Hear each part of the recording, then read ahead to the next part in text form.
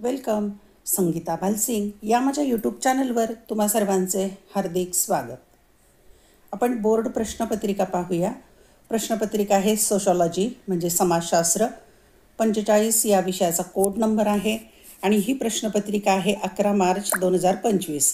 इथे दिनांक दिलेले आहे 11 मार्च 2025. सीट नंबर टाकण्यासाठी इथे जागा दिलेली असते. उत्तरपत्रिका लेखनासाठी तुम्हाला 3 तासाचा वेळ आहे.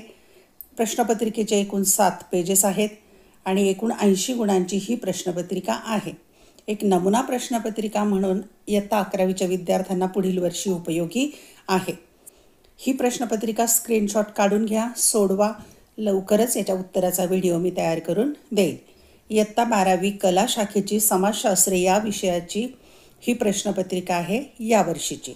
चला तर पाहूया प्रश्न कोणते आहेत ते. सूचना दिलेल्या असतात प्रश्नपत्रिकेत, वाचून फॉलो करायच्या. 1. सर्व प्रश्न सोडविणे अनिवार्य आहे. अनिवार्य म्हणजे कंपल्सरी. 2. प्रश्नांच्या उजवीकडे पूर्ण गुण दिलेले आहेत. 3. 4 गुणांसाठी विचारलेल्या उपप्रश्नांच्या उत्तरात किमान 4 मुद्दे अपेक्षित आहेत. म्हणजे 4 गुण आहेत प्रश्नाला, तर उत्तरात 4 मुद्दे पाहिजेत. आणि 4थी महत्त्वाची सूचना, प्रत्येक नवीन प्रश्नाचे उत्तर नवीन पानावर लिहावे.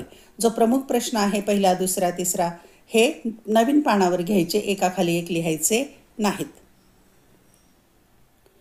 प्रश्न क्रमांक पहिला प्रश्न जो आहे तो एकूण 20 गुणांचा आहे. अ ब क ड 5 गुणांचे प्रश्न.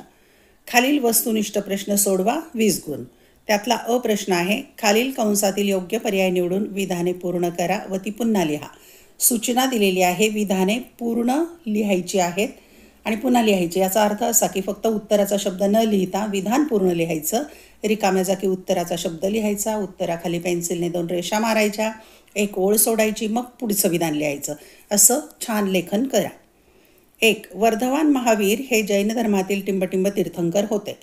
पर्याय 24वे, 22वे, 16वे. 2. टिंबटिंब समुदायामध्ये दुय्यम प्रकारचे संबंध महत्त्वाचे असतात. पर्याय ग्रामीण, आदिवासी, शहरी. 3. ग्रामीण भागाकडून शहरी भागाकडे होणारे स्थलांतर म्हणजे टिंबटिंब होय. पर्याय औद्योगिकीकरण, शहरीकरण, आधुनिकीकरण. 4. भारतीय लोकदलाची स्थापना टिंबटिंब यावर्षी झाली. पर्याय 1954, 1964, 1974. 5. घरगुती हिंसा प्रतिबंधक कायदा टिंबटिंब साली पारित करण्यात आला. पर्याय 1995, 2005, 2011. अचूक उत्तर लिहून विधान पूर्ण लिहा. ब प्रश्न आहे, खालील जोड्यांपैकी चुकीची जोडी दुरुस्त करून ती पुन्हा लिहा. आता गट दिलेला आहे जोड्या लावून, त्यातली एक जोडी चुकलेली आहे, दुरुस्त करून लिहायची, 5 गुण. आता पाहूया आपण पहिला गट. 1. राजमार्ग, हिंदू धर्म. 2. तीर्थंकर, पारसी धर्म. 3. सेंट थॉमस, ख्रिश्चन धर्म. 4. अष्टांग मार्ग, बौद्ध धर्म. दुसरा गट.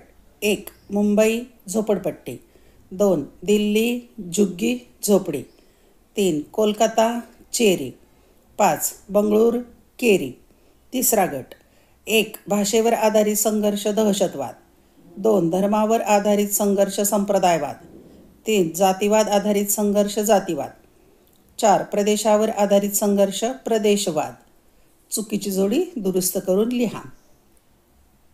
क्रमांक 4 गट. 1. स्त्री चळवळ, लैंगिक समानता. 2. आंतरराष्ट्रीय महिला वर्ष 1975. 3. टू बर्ड्स इक्वालिटी, भारतीय स्त्री दर्जाविषयक अहवाल. 4. होमरूल चळवळ, मार्गारेट कझन्स. 5वा गट. 1. चरस, मादक द्रव्यांचे व्यसन. 2. हिंसक चित्रपट, आंतरजालाचे व्यसन. 3. सेल्फायटिस सिंड्रोम, अंमली पदार्थाचे व्यसन. 4. देशी दारू, मद्याचे व्यसन. प्रश्न पहिल्यातलाच क आहे वस्तुनिष्ठ प्रश्न. चौकटीत दिलेल्या पर्यायातून योग्य संज्ञा ओळखून त्या दिलेल्या विधानांसमोर पुन्हा लिहा. 5 गुण आहेत. म्हणजे चौकटीत संज्ञा दिलेल्या आहेत, फक्त विधानासमोर ज्याच्या त्याच्या लिहायचे. देवराई, शिक्षक, महात्मा गांधी, डॉक्टर B.R. आंबेडकर, औद्योगिकीकरण, पितृप्रधान पद्धती. आणि विधानं आहेत. 1. भारतीय संविधानाच्या मसुदा समितीचे अध्यक्ष. 2. आदिवासी समुदायातील पवित्र वने. 3. अर्जित दर्जा. 4 उत्पादन प्रक्रियेतील यांत्रिकीकरण. 5 स्त्रियांचा कनिष्ठ दर्जा. 5 विधानासमोर 5 संज्ञा लिहायच्या. ड प्रश्न आहे पहिल्यातला. अधोरेखित शब्द दुरुस्त करून विधाने पुन्हा लिहा. एक शब्द अंडरलाईन केला आहे, अधोरेखित केला आहे, तो चुकीचा आहे, तिथे दुरुस्त करून लिहायचा आहे. 5 गुण. 1. निर्जीव वस्तूंचे पूजन करण्याच्या पद्धतीला जीवात्मवाद असे म्हणतात.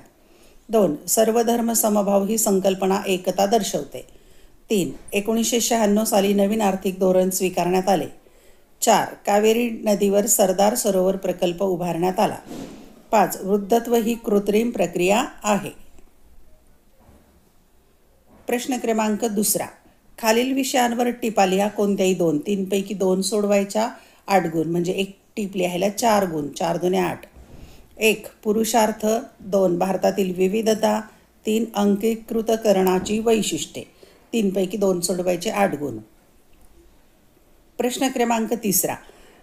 खालील फरक स्पष्ट करायचे. कोणतेही 3. 5 पैकी 3 सोडवायचे आहेत आणि 12 गुण म्हणजे एक फरक लिहायला 4 गुण. 4 त्रिक 12.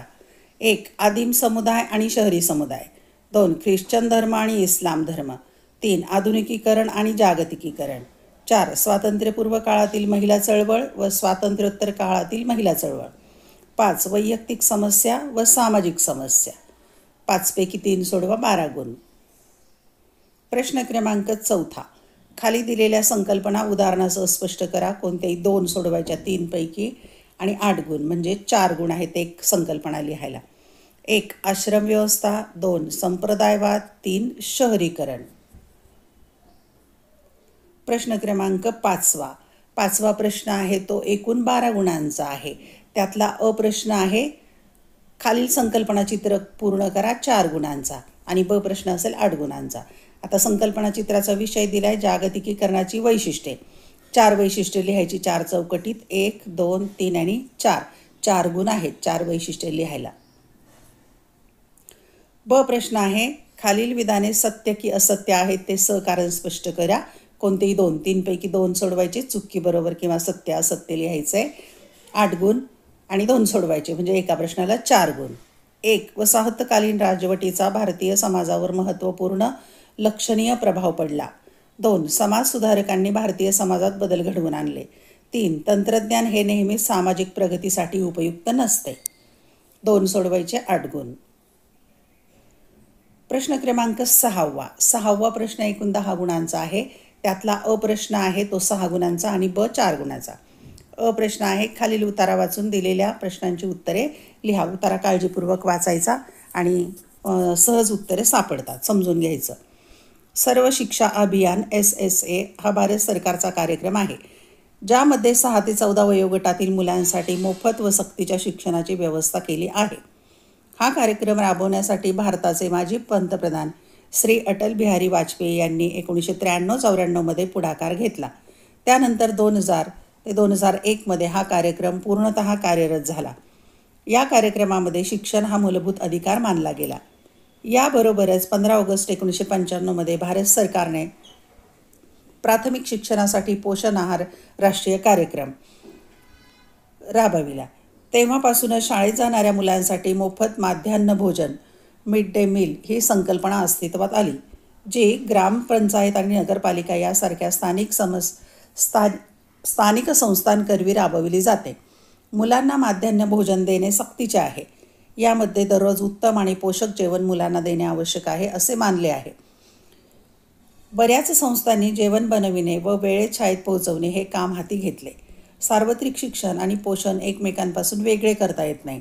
गावातील आणि नगरपालिकेच्या शाळांमधील मुले या भोजनाची वाट पाहत असतात. बऱ्याचदा हा आहारच त्यांच्यासाठी दिवसभराचा मुख्य आहार असतो. प्रश्न आहेत त्यावर. 1. सर्व शिक्षा अभियान उपयुक्त आहे असे तुम्हास वाटते काय? 2. माध्यान्ह भोजन योजना विद्यार्थ्याच्या शाळेतील उपस्थितीस चालना देते, समर्थन करा. हा 3 मार्काचा प्रश्न आणि हा 3 मार्काचा प्रश्न दोन्ही पण सोडवायचे. ब प्रश्न आहे आपले व्यक्तिगत मत किंवा प्रतिसाद नोंदवा. कोणतेही 1. 2 पैकी 1 सोडवायचा. 4 गुण आहेत. 1. एकता मूल्याच्या दृष्टीने भारतातील शालेय गणवेशाचे महत्त्व काय आहे? 2. पर्यावरणीय अभ्यासामुळे पर्यावरणीय अभ्यासक्रमामुळे तुमच्या वर्तनावर काही परिणाम झाला आहे का? एकच प्रश्न सोडवायचा 4 गुणांचा. आणि शेवटचा 7वा प्रश्न आहे, खालीलपैकी कोणत्याही एका प्रश्नाचे सविस्तर उत्तर 150 ते 200 शब्दामध्ये लिहा. 10 गुण आहेत. दोनपैकी एकच सोडवायचा, सविस्तर लिहायचे दीर्घोत्तरी प्रश्न. 1. ग्रामीण समुदायातील समस्यांची चर्चा करा व त्या समस्या सोडविण्यासाठी उपाय सुचवा. 2. शेतकऱ्यांच्या आत्महत्येची कारणे विशद करा व ती समस्या सोडवण्यासाठी उपाययोजना सुचवा. धन्यवाद. व्हिडिओ लेक्चर आवडल्यास चॅनल सबस्क्राईब करा, बेल आयकॉन प्रेस करा म्हणजे मी नवीन व्हिडिओ पोस्ट केल्याचं नोटिफिकेशन तुम्हाला मिळेल. तसेच या चॅनलची प्लेलिस्ट एकदा पाहून घ्या. अनेक विषयांच्या प्रश्नपत्रिका, बोर्ड प्रश्नपत्रिका आणि उत्तरपत्रिका देखील तुम्हाला मिळतील. टेलिग्राम चॅनलही जॉईन करा. चॅनलची प्लेलिस्ट पाहून घ्या एकदा आणि आवडल्यास लाईक, कमेंट, शेअर जरूर करा. अभ्यासासाठी खूप खूप शुभेच्छा.